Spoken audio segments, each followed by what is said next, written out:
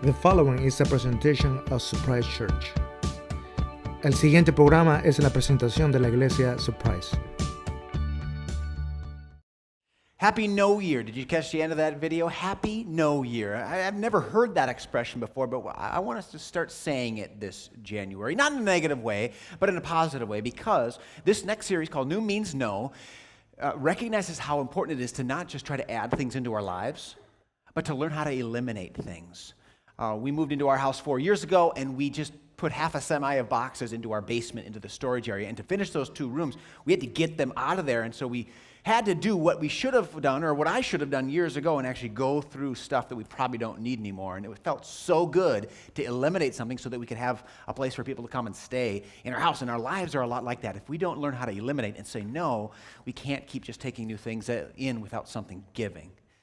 And so this new series is aimed at putting off some of our New Year's resolutions until February. There's a couple things we're going to talk about today that we're going to start in February, but we're not going to start them in January because I think it's so important for us to say, well, what do we need to stop if we're going to start something new and something important? The reality is that we were created within boundaries. When the babies are born, they get a little swat in the behind and they start giving them numbers of how big, how heavy, how the blood and skin and all these measurables start being assigned. From the very moment we're born, we're given boundaries, we're given measurements, we're given certain things to strive for and try to achieve, or levels that we want to maintain in our lives. And this is from the very beginning. We were created with boundaries. So that means that when you read the Bible, it's the wrong way to read the Bible if you read the Bible and just say, well, I guess I'm supposed to do this and I'm not supposed to do that. The Bible isn't a rule book. There are things that we are called to do and not do in the Bible, but if we see it as a rule book, we miss out on the yes. Like a lot of times that when we teach about marriage and sexuality, people step back because they hear just legalism and rules, and they're like, the Bible's teaching on marriage and sexuality has everything to do with God's yes for how he wants the world to look, how he wants families to remain intact. And if you look at the no's as the main thing, you miss the yes, and that's not the way to read the Bible. So the yes has to do with who we are in Jesus and the kind of identity God wants, and the no's are meant to be like a fence that protects and maintains that. So that's kind of the way God made us. And you can read the book of Genesis, and you'll see right away, he just doesn't say, here's the world, do whatever you feel like. First thing he does, he gives them a job. That means when you go to work, it's not because there's sin in the world. When your parents give you chores to do, kids, Adam and Eve had chores. That's the way God made the world to function, and it's a good thing. He also told them to have families, to raise families, to tend the soil, to work the soil, to fill the earth, to domesticate animals, to trim hedges, to take care of things. So we were created with boundaries, and he also created us with a no. If you read the book of Genesis, chapters 1 and 2, God gives them one rule. At that time, there were not 10 commandments. There was a one commandment, and it was don't eat from that tree. Don't do that one thing. So there's a yes, and there's a no. The no protects the yes. See, God created us to live within boundaries, such that if you remove the skin from your body doesn't hold together. But Adam and Eve had an idea. And it wasn't like, just their idea. The devil or the serpent character comes in and gives them the idea. But he had an idea that he wanted them to think about, and that would be this. All right, if you've got $1,000 in the bank, and you've got a full checkbook, do you really have $1,000, or do you have as much as you want?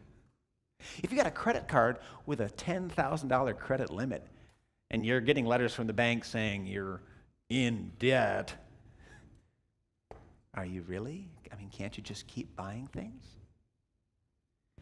The idea was this: what if we reject no? What if we just don't? What if we just say that no is not an option? Limits are not to be observed. What if we just assume that we can do more and accumulate more and take on more priorities, and it won't affect anything that we're already doing? so that when we decide to step out of the yes and step past the no, that it won't affect the yes that is on the inside of the fence. And here's how that looks. The serpent says, you know, God told you you die if you step outside the boundaries that he created you to live within. But he knew that it wouldn't be like a lightning bolt kind of death. It would be the slow, compounding expansion of sin, death, and the power of the devil in the world that would eventually infect everything. It wouldn't be a snap. It might not happen right away. And that was his deception.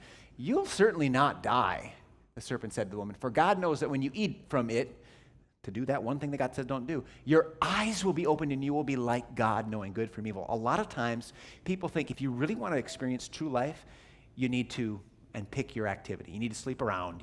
You need to do, fill your life with chemicals. You need to travel more. You need to do more. You need to whatever more. So if you really want to be a person who experiences full life and have your eyes opened, it comes from doing things that someone says are out of bounds for you. So they said, well, that actually sounds pretty good. That means then that God is not actually on our side. He's trying to unfairly limit our potential. So God is insecure. God is like the wicked queen in Snow White who's looking in the mirror hoping that no other woman is as pretty as she is. And then when the mirror says, Snow White, she's actually pretty good looking, she tries to kill her. That's kind of what God is. He's a wicked stepfather God who really wants to make sure that you stay below him. And the only reason he's giving you rules, the only reason he's trying to build a no around you to circumscribe you with boundaries is because he wants to hold you back, because he wants to stay ahead of you, and he doesn't want you to be like him.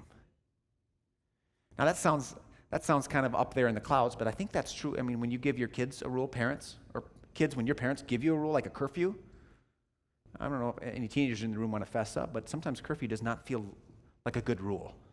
Or screen time, if your parents say, you know what, I'm putting my foot down, you will have no more than 6 hours of screen time today. I'm a tough parent, I know. Sometimes it's like the kids are like, well, why would you ever limit my screen time? Why would you ever give me a curfew? Why would you ever give me an allowance and no more? Why don't you give me your credit card, let me go to the mall? It still works. Our kids got Target gift cards for Christmas, and they're like, now we can go to Target and we don't even need money. They don't understand the connection between the card and money and the boundaries that you have. But there's a certain amount of money on that card, The devil's temptation was, look, you don't need to say no to anything. You can get, do, and accumulate, and it won't cost you anything. And you will be like God. The picture was, if you step outside of the boundaries and say yes to something, it will not affect anything other than in a good, positive way, okay? But when this happens, when they decide that they're going to take that bait and step outside of the boundaries God gave to them, it says their eyes were opened. And they looked at their bodies and they felt ashamed of them. I think that's really profound. Do you know anyone who's not ashamed of their bodies in some way, shape, or form? Whether that's the nose hairs that you quickly pluck when they peek down below, the love handles that you try to find some sort of strap that holds them in, Spanx. Do they have Spanx for guys? They should. They do? You don't, you're too young to know that. Yeah. They're called no thanks. That's right. They're probably not very comfy. I don't know anybody who's not ashamed of their body on some level. Acne, whatever. Bald spots, bald heads, whatever. So I think all of us can feel this passage at a really personal level. When we step outside of how God called us to operate, that's where shame gets introduced, and that's where some of this pain and this brokenness gets introduced. And the next morning, they're walking around the garden, and instead of hearing God coming and being excited, here's what happens. But the Lord called to the man, "Where are you?" And it's not like God doesn't know. He knows, but he's almost like saying something by asking these questions. Where are you? He answered, I heard you in the garden, and I was afraid because I was naked, so I hid. And God said, who told you were naked? Have you eaten from the tree that I commanded you not to eat from? In other words, someone's given you a new picture of the reality that I had created to look much differently, where you live free from shame, where you're proud and thankful for what I gave you, and somehow you thought that by stepping outside of the way I called you to operate and created you to live, it would be better, but now you're looking at the very things you have and you're ashamed of them instead of grateful for them, and now you just want more and more and more, trying to fill that void, and you've ruined what I gave you. Human beings without boundaries are chaotic, ashamed, irresponsible, and deceptive. If you're taking notes, that's something you can plug in there. See, without boundaries, you might believe that there won't be a cost for staying up all night binging on Netflix and drinking Dr. Pepper. And then you sleep in past your 9 a.m. meeting, and you show up at 10:30 disheveled, and your boss is wondering what's wrong. And you say, well, I was up late. I was drinking Dr. Pepper. And your boss doesn't write you a pass for that, because there's consequences and there's effects, that one thing leads to another, and you can't do one thing without it affecting another thing. And so our lives are in chaos when we don't embrace boundaries. One of the things that I've noticed is that when we give our kids a lack of structure, they're more frustrated and grumpy. Have you ever seen this at home, parents? Like, they get frustrated and grumpy when they don't see and know what the boundaries are. Even though when you assert those boundaries, they might get grumpy at first. Eventually, when they know what's in and out, they feel like this sense of peace and contentment, like they're more, okay, at least I know where the world works and where the ends are. And they don't do well with the chaos, and I don't think anybody does. And when we don't feel like we have or want boundaries, we become irresponsible, because I don't want to be responsible for what I can't do because I decided to try to do too much. It's not my fault. I remember this story when I was a teacher. I used to teach social studies. And for whatever reason, the school laid it out that the seniors took economics as their last semester. Like, any senior wants to even think about economics. They probably should think about economics when they're a spring semester senior, but none of them wanted to. One of them didn't want to do the project I assigned, and so he just photocopied. He literally took another gal's project that she did, and he photocopied it, crossed her name off, and wrote his in and turned it in. Hers was color. His was obviously a black and white photocopy with one line through her name and his underneath. I was not as offended that he cheated that he thought I would buy that. Like, at least if you're going to cheat, make me feel like, you're going to put some effort into it here. But so I just simply held him after class, and I showed the two of them, here's her paper, here's yours. You cheated, both of you fail. And what I expected was, you got us. You got us. We stepped outside of the boundaries. We'll accept our consequences. And we're even willing to stay after school and clean up this room and do some community service or whatever. Instead, what I saw is that same flash of irresponsibility and defiance that probably you've seen in children or seen in people who refuse to be accountable. And it was, how dare you call us to account for this? We don't want boundaries. We don't want to be responsible for the chaos that we have chosen to our lives. And so it was an amazing, eye-opening experience for me to see that being accountable for what we've done is not an automatic. It's not a given. And when people choose to live outside of those boundaries, they don't always choose to be accountable for what they do.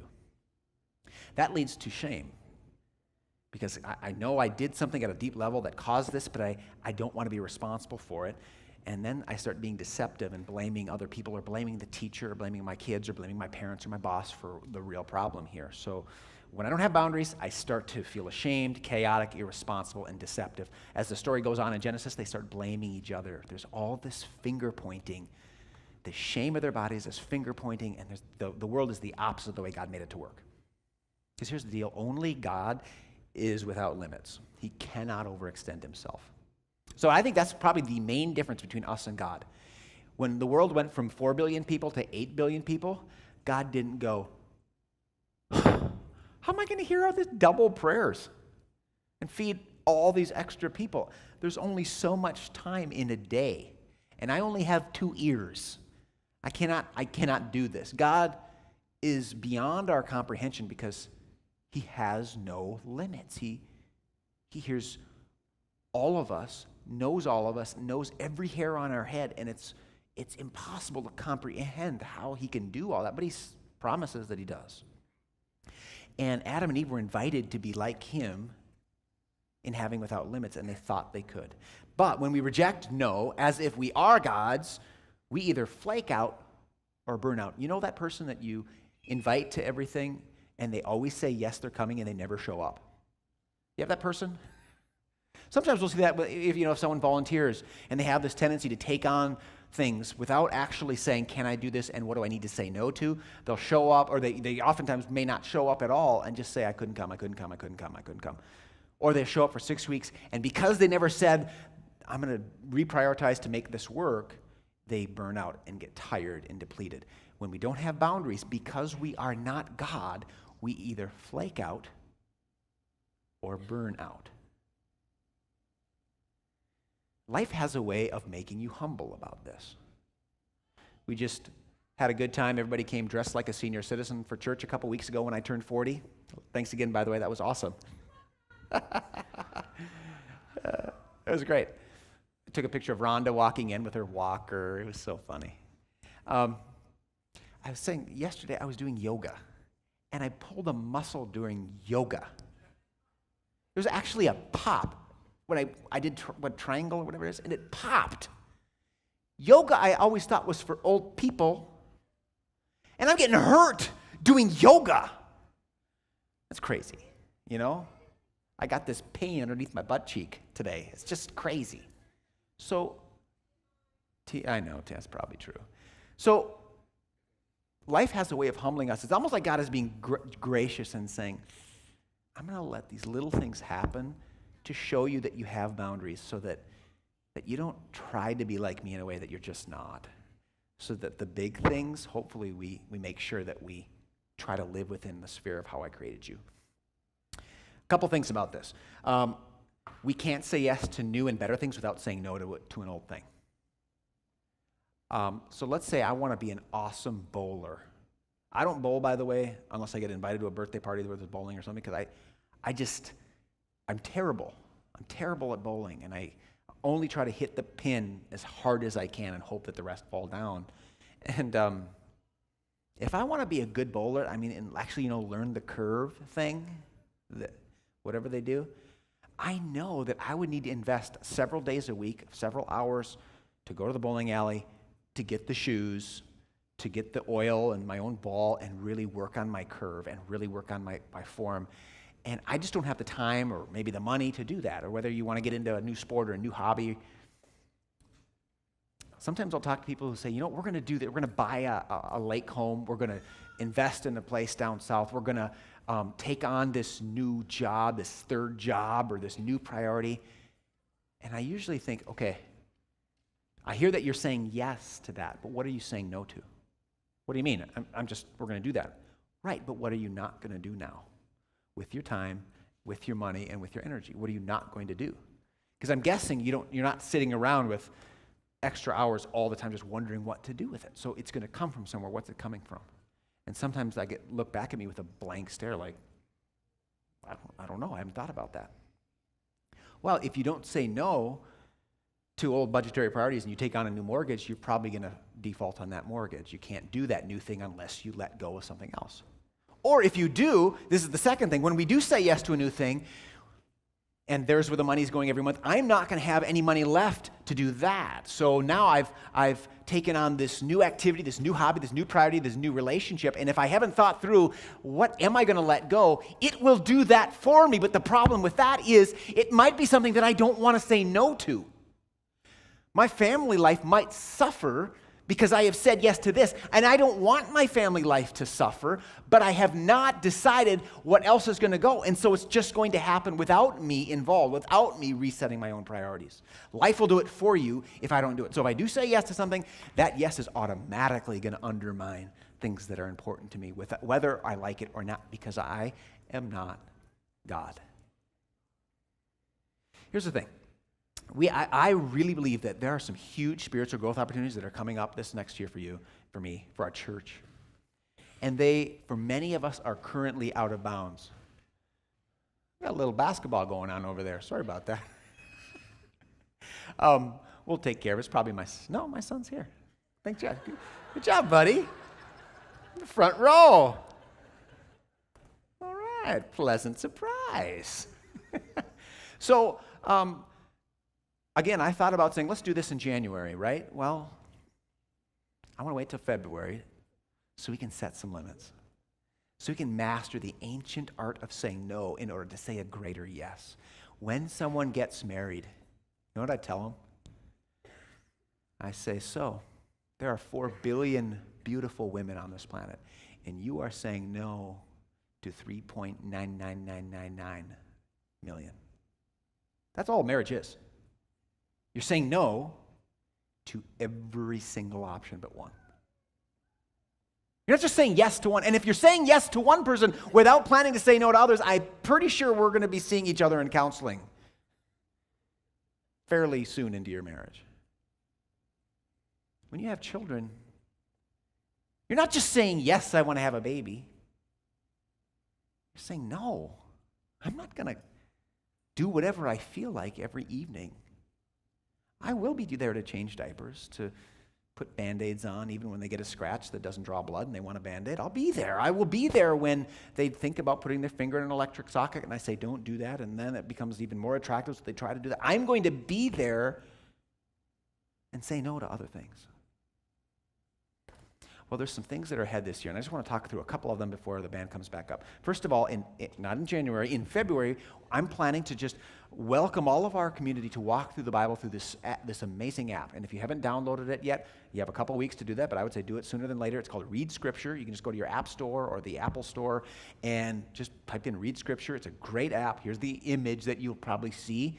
And it's a great thing because it gives you, here's what we're going to read today, so you can just take one step through the Bible at a time, and it's got a little miniature movie that you can watch. It's like a cartoon-like, comic book-like video that introduces what you're about to read. So if you've ever opened up the Bible and you've been like, okay, I feel dumber after reading that passage than I did before, it's so confusing, this will take away the confusion. So you'll just be able to walk into the passage, understand the context, understand what you're reading, and then we'll get through the end of the year, and we'll have a community of people who are just more immersed in the story of God and much more able to talk about it and make connection between the story of God and their own life story. And that will be a powerful, powerful thing. But if I just tell you, hey, starting now, we're all in the Bible every day, and we all say yes to that, my guess is it's going to last about 4 to 5 days.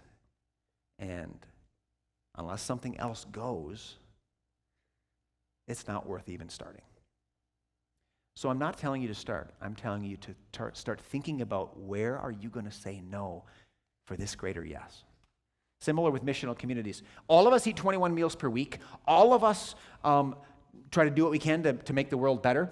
Our missional communities are simply like lasers are light compacted in a single bulb, ray of light that's a compacted, focused energy. Our missional communities are micro churches where people band together, do life together, and make a difference in our city.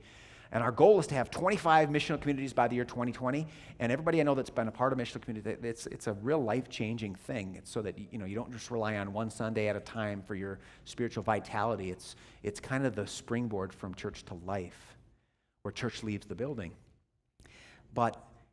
And the missional communities aren't meant to be like added on top of your busy lives. It's meant to kind of immerse within your lives so that you learn how to do what you do with a certain kind of mindset and intention, but it does require prioritization.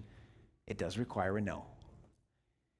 And so I'm not just going to tell you to join a missional community. I'm going to encourage you to think about what would it look like for me to take another step up so that I were a part of community that looks like the New Testament church looked like. That I don't try to do the individualistic, rugged, Lone Ranger Christianity. I want to be a part of a team like Jesus started with his disciples and like the disciples started with the early church. That's how it's kind of always been done. But we have to say no to be able to do that. The other no that we'll have to look at, we want to look at, is that as we start a midweek service, we're not just going to try to give all of our current volunteers twice as much to do. We're going to try to give them boundaries so that they don't overtax and overburden themselves. We're going to also have to develop new volunteers and help them that if you're going to do this, you can't do that, and how do you think through this so that you don't either burn out or flake out. So we're going to start Surprise Midweek, but we're not going to do that right now. We're going to learn how to say no so that we can say yes to great opportunities like this. And as we conclude, I just want to show you how God gives us an example of how God even does this. Like I said, God doesn't have limits, except he chooses limits for redemptive reasons. Watch this. Philippians 2, Paul's talking about how we need to treat one another. And he says, in your relationships with one another, have the same mindset as Christ Jesus. Wait a minute, Adam and Eve, what did they try to do? They tried to be like God, in that they have no boundaries. Paul says, no, I want you to try to be like God. I want you to try to be like Jesus Christ in this particular way. He, being in very nature God, didn't consider equality with God as something to be used to his own advantage or grasped and clutched and held on to. He didn't say, I'm God, so I'm going to stay removed on my throne in heaven. Rather, it says, he made himself nothing. He said no to a distant heaven in order to say yes to an intimate life as a human being. By taking the very nature of a servant, being made in human likeness, and being found in appearance as a man, he humbled himself by becoming obedient to death, even death on a cross. In other words, God's promises that he makes to us in Jesus assume a no. He said no to heaven to say yes to earth, so that all of us could have a yes when it comes to a relationship with God. God embraced a no. He limited himself in the person of Jesus so that we could have redemption possible. So the ironic story behind the story of Scripture is that God, like Adam and Eve, we try to be like God by rejecting no, but God calls us to be like him by embracing no to keep redemptive promises. There's something so holy about marriage because it's all about the no. It's held together by the no in order to preserve and protect this redemptive yes. There's something so powerful about parenting. There's something so powerful about being a good student, a good older brother, a grandparent. And it's not just because you say yes. It's because we learn how to say no to anything that would rob us of the joy of the redemption God has planned in those relationships. My grandfather was a pastor, died a couple of years ago, and he talked about it this way. As the band comes back up, he talked about it in terms of thinking cross-eyed. Thinking about the world in terms of, well, we can do that, but we can do that. But if we look at the world through the lens of the cross of Jesus Christ, it changes what we say yes and what we say no to. So I'm going to end my sermon in the words of my late grandfather. So watch this.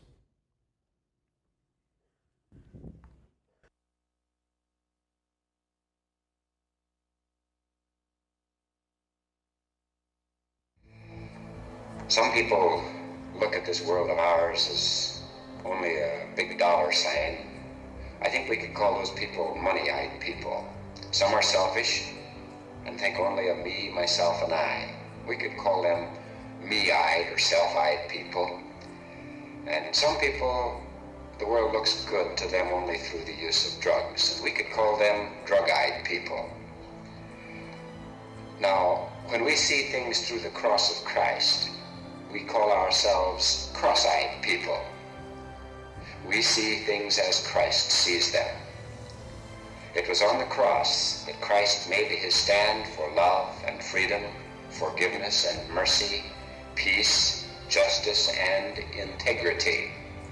And to be cross-eyed means that we trust the Lord's redeeming love and transforming power to daily reclaim our lives and renew within us a right spirit. Think cross-eyed.